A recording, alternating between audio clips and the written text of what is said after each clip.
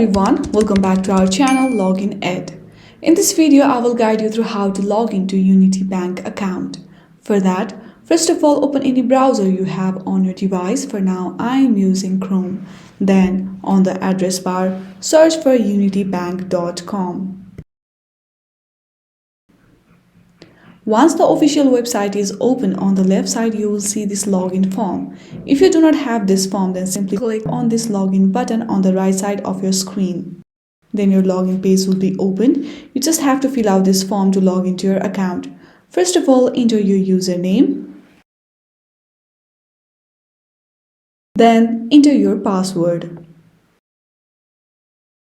If you do not remember your password, then simply click on Forget Password option available here. Once you are done, click on Login button right over here.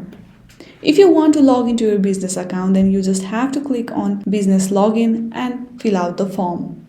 I hope you like this video. If you like this video, then please do not forget to like and subscribe to our channel. Thank you for watching.